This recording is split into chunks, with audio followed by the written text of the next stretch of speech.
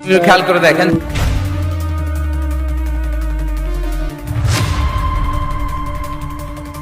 কি হলো এখনো নির্লজ্জের মতো এখানে দাঁড়ায় আছেন কেন জান আরে একটু যদি সরল লজ্জা থাকতো। Hi hi hi hi hi hi পোলার বাড়িতে থাইকা পোলাই টাকা চুরি করছে, এখানে পোলাই জুতার মালা পরায় দিল, কেমনে সামনের মতো দাঁড়ানিছে এরকম। আরে আমি যদি ওই জায়গায় থাকতাম না, কচু গাছে ফাঁসকি দিয়ে মরে যেতাম এতক্ষণ।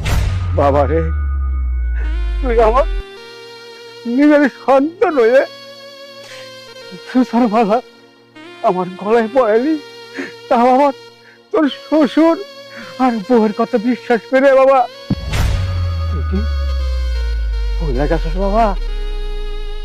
একবার কি মনে পড়ে না বাবা, আমি নিজের না খায় তোরে খাওয়াইছি, জমি জমা বিক্রি করে তোরে লেখাপড়া করে মানুষ করছি।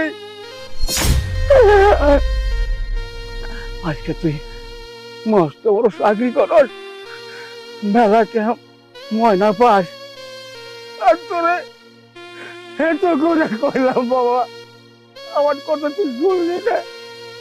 আমি চুরি করি নাই বাবা,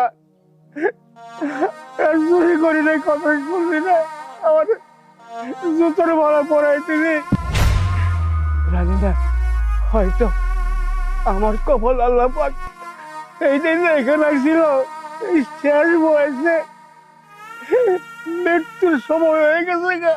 এই সময় আমি পোলার হাতে জুতার মালা পরব, তবে আমারে তোর শ্বশুর কইল না, কইব না, শুনছস না? তোর শ্বশুরে বলে গলায় তোর যে ভাসতে নাই তো, আমার বাড়ি তোরে বাড়ি করে দিলি। আমি যাইতেছি গে বাবা, তো মনে রাখিস বাবা, আল্লাহ যদি সত্যি থাকে থাকে, আমি যে নির্দোষ, আমি তো চুরি করে যাই, একদিন একদিন তোর এই প্রমাণ পাবি বাবা।